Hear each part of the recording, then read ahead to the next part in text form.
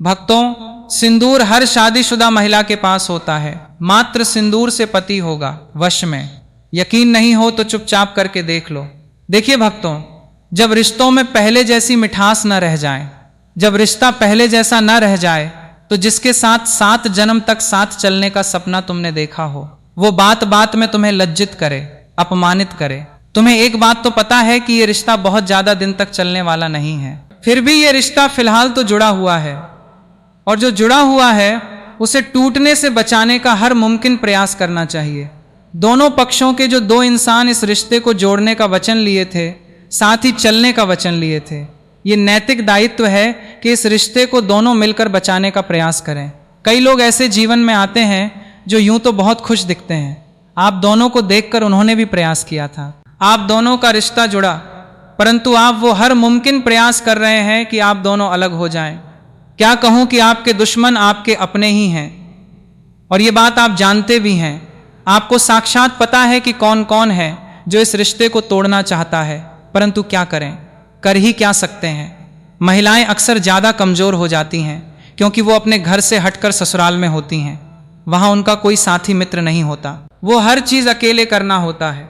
उसे घर के काम और जिम्मेदारियों के अलावा यदि ऐसी कोई बात हो जाती है तो इस बात में उसके साथ उस वक्त कोई नहीं होता। तो जहाँ चैलेंज महिलाओं के लिए समाज देता है, उसके साथ साथ ये रिश्ता भी दे देता है, और ऐसी स्थिति में ज़्यादा करके महिलाओं को ही ये रिश्ता निभाना भी होता है। क्रोध में आकर बात बात में इस रिश्ते को तोड़ नहीं सकती हैं, उसे जोड़कर भी रखना है, प्रेम भी फैलाना है, अपने ससुराल में इज्जत से रहना भी है, अपने मायके में भी अपना नाम बनाए रखना है। तब ऐसी परिस्थिति में महिला अकेले होते हुए भी क्या कर सकती है? इतना बाहर जा सकती नहीं है, ना बहुत बड़ा कोई यज्ञ हवन करवा सकती है, ना कोई बहुत बड़ा उपाय कर सकती है जिसके लिए बहुत सारी सामग्री की आवश्यकता पड़े। क्योंकि ऐसा करने के लिए भी कभी कभी मेरी बहनें मुझे लिख रही हैं कि भैया मैं घर से बाहर नहीं जा सकती, आपने जल में प्रवाहित करने को कहा, परंतु मेरे घर के बाहर जल नहीं है, मैं घर से बाहर नहीं जा सकती। आपने ये लाने को कहा, मैं नहीं ला सकती। घर में सब सवाल पूछेंगे। मतलब महिलाओं के लिए बहुत सारे चैलेंज हैं कि वो बताई गई सामग्री तक को लाने में भी चैलेंज हैं। उपाय करना और उसके परिणाम को सुखद रूप से वहन करना तो बहुत दूर की बात है। चलिए मैं कहता हूं कि आपके पास एक ऐसी चीज है, जादुई चीज, जो रिश्ता जुड़ने के बाद ही अपने प्रयोग में लाना प्रारंभ किया है, परंतु वो जादुई चीज अब आपके इसी टूटते, इसी बिखरते रिश्ते को क्षण भर में सुधार देगी। जो चीज आपको अपमानित कर रहा है, बार बार अहंकार में आकर आपके साथ गलत व्यवहार कर रहा है, अब वो सुधर जाएगा, उसकी जुबान सुधर जाएगी और साथ भी सुधर जाएगा। आपका ये विश्वास भरा रिश्ता, कौन सा ग्रह है जो बार बार इस रिश्ते को तोड़ने का प्रयास करता है परंतु टूट नहीं रहा? आपको ऐसा लग रहा है कि ग्रह बहुत ज्यादा बिगड़ गए हैं, अब रिश्ता खत्म हो जाएगा। हाँ, ये शुक्र है, परंतु जब भी रिश्तों में बहुत ज्यादा बहस हो रही है, झगड़े हो रहे हैं, मामला बहुत ज्यादा बिगड़ रहा है, और अब ऐसा लग रहा है जैसे कि कई लोग मिलकर खंडित कर रहे हैं इस रिश्ते को, तो वो साक्षात मंगल है। आज मैं आपको एक ऐसा उपाय बताने जा रहा हूं जिसमें शुक्र और मंगल एकमात्र गुप्त उपाय से सुधर जाएगा, संवर जाएगा। ना आपको बाहर जाने की आवश्यकता है, ना ही ऐसी कोई कीमती चीज लाने की आवश्यकता है, ना ही किसी चीज को जल में प्रवाहित करना है, ना बाहर जाना है, न कुछ जलाना है। एक रिश्ता है जो बिगड़ रहा है, उस रिश्ते को सुधार देना है। एक ग्रह है जो आपके प्रतिकूल हो गया है। चलिए एक छोटे से प्रयोग से उस प्रतिकूल ग्रह को आपके अनुकूल करते हैं, सब कुछ अच्छा हो जाएगा, सब कुछ सीधे राह पर आ जाएगा, और देखिए कैसे प्रेम भरा संसार आपका बसता है, जान लीजिए। नमस्कार भक्तों, बहुत स्वागत, बहुत अभिनंदन करता हूं आप सबका अपने चैनल वास्तु ज्ञान ज्योतिष में। और भक्तों, कमेंट बॉक्स में जय मां लक्ष्मी हम पर और हमारे परिवार पर अपनी कृपा करें और हमारे दुख दूर करें, जरूर लिखें। वास्तु ज्ञान ज्योतिष चैनल में जो भी नए भाई बहन चैनल पर पहली बार आए हैं, मेरे वीडियो को पहली बार देख रहे हैं, मुझसे पहली बार मिल रहे हैं, चैनल को सब्सक्राइब करके इस परिवार का हिस्सा अवश्य बने, ताकि जो पहुंचाने आया हूं आप तक वो पहुंचे सीधे आप तक। देखो अक्सर होता क्या है, गलती क्या होती है, काम इधर करना है, तुम जा रहे हो उधर, तुम्हें जिस दिशा में जाना है, जिधर मंजिल है तुम्हारी, तुम उस दिशा में नहीं जा रहे हो, और फिर तुम जा रहे हो तो समय भी बर्बाद हो रहा है और तुम्हें मंजिल मिल भी नहीं रही। जो ग्रह बिगड़े हैं सीधा उस ग्रह पर वार करते हैं, वो ग्रह सुधर जाएगा, स्थितियां सुधर जाएंगी। तुम्हें ना कहीं जाना है, ना कुछ लाना है, और ना ही कोई ऐसा कार्य करना है। आज हमने मंगल और शुक्र की बात की है। केवल 2 चीज तुम्हारे जीवन को पूर्ण रूप से बदल देगी। ये जो दाम्पत्य सुख नहीं मिल रहा है तुम्हें, या जो घर में अपमानित की जा रही हो तुम, या जो बार बार लड़ाई झगड़े हो रहे हैं, अब तुम्हारा दम घुट रहा है इस रिश्ते से, मैं तुम्हें निकालना चाह रहा हूं। ये सब परिस्थितियां तुरंत से शांत हो जाएंगी, ठंडी हो जाएंगी। हाँ, मैं कहता हूं कि तुम्हारे पास वो जादुई चीज है। क्या चीज है वो? वो है तुम जो रोज प्रयोग में लाती हो, तुम्हारी सिंदूरदानी की थोड़ी सी सिंदूर, तुम्हारी खुद की। देखो, सिंदूर को भी किसी से मांग कर मत ले आना। किसी की सिंदूर का रंग अच्छा देखकर कहो, मुझे भी पेपर में थोड़ा सा डाल के दे दीजिए, मैं भी लगाऊंगी।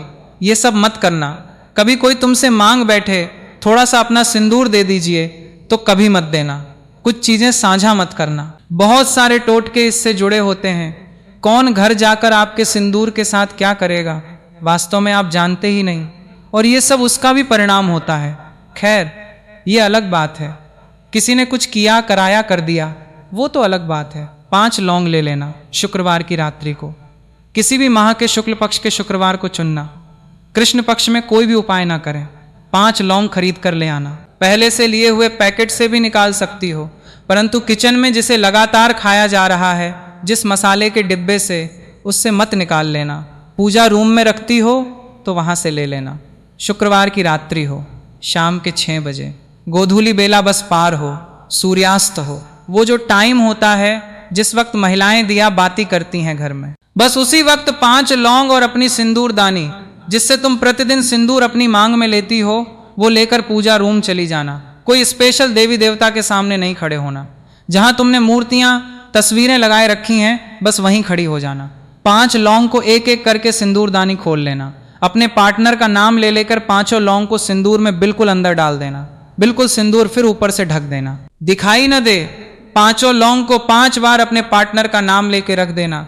डिबिया बंद करने से पहले तुम्हारी जो भी इच्छा है, भगवान के सामने सिंदूर को देखकर वो शब्द कह देना। वो परिस्थिति हो जाए जिसकी तुम कल्पना कर रही हो, उस कल्पना के साथ सारी बातें कह देना। सब कुछ ठीक हो गया है।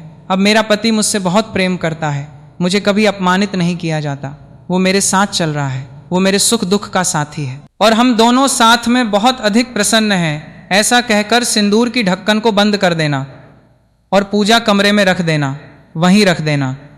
अगले दिन शनिवार को जब तुम प्रातः स्नान करके पूजा करने के लिए आओगी, तो पूजा पाठ कर लेना, और इस सिंदूरदानी को खोलकर इसके सिंदूर को पूर्व की दिशा की ओर चेहरा करके अपने पार्टनर का नाम लेते हुए अपनी मांग में भरना। ये तो एक दिन की बात हुई। और उसके बाद इस सिंदूर को लेकर अपने कमरे में चली जाना, और ये वहीं रहेगा। अब ये लौंग कम से कम 21 दिन और अधिक से अधिक 43 दिन तुम्हारे सिंदूर के अंदर रहेगा। खत्म हो जाए, सिंदूर कम होने लगे तो तुम ऊपर से भर देना, लौंग मत निकालना। 43 दिनों के बाद इस लौंग को तुम निकाल देना, कागज में मोड़ देना, और किसी भी ठंडी जगह पर। अब देखो, ठंडी जगह क्या होती है? पौधे के गमले में जिसमें रोज पानी पड़ता है, उसे खोद कर तुम इसे अंदर डाल सकती हो, और नहीं तो नदी या कोई भी जल। अब जिन बहनों को बाहर जाने से समस्या है, जल में प्रवाहित नहीं कर सकती, वो घर में कोई भी प्लांट लगा रखा हो, उसके गमले में, फूल पौधे में, जिस पर रोज पानी डालती हो, उसके अंदर डाल देना या जल में प्रवाहित कर देना। देखो स्थिति कैसे ठंडी हो जाती है, देखो कैसे मामला ठंडा हो जाता है। सब कुछ ठीक हो जाएगा और तुम्हारा पति रहेगा तुम्हारे वश में। अवश्य अवश्य करें, और अपना अनुभव मेरे साथ अवश्य साझा करें। जो गुस्सा कर रहा है ना तुम पर, जो क्रोध कर रहा है तुम पर, इस रिश्ते को बार बार तोड़ने की धमकी दे रहा है, देखो उसकी स्थिति क्या होती है। और पेपर में तुमने जो लौंग फोल्ड किया था, उसे खोलकर सिर्फ लौंग को डालना। ठंडी जगह जरूर करें, अपना अनुभव मेरे साथ साझा करें। भक्तों, अगर आप बहुत परेशान हैं और आप माँ लक्ष्मी की असीम कृपा पाना चाहते हैं, तो कमेंट बॉक्स में जय माँ लक्ष्मी, हम पर और हमारे परिवार पर अपनी कृपा करें, हमारे दुख दूर करें, ज़रूर लिखें। क्योंकि भक्तों, बिना माँ से मांगे कुछ नहीं मिलता। भक्तों, ये जानकारी आपको कैसी लगी?